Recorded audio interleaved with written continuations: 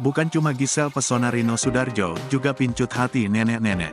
Bukan hanya Gisela Anastasia alias Giselle, pesona Rino Soedarjo ternyata sukses pincut hati nenek-nenek.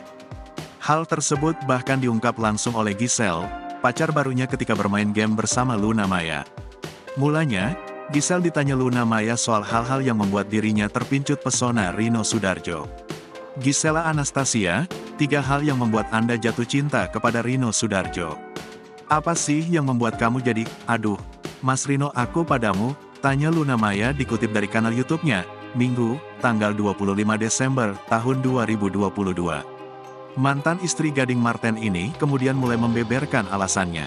Dia mengatakan Rino merupakan paket lengkap yang berhasil didapatkan olehnya.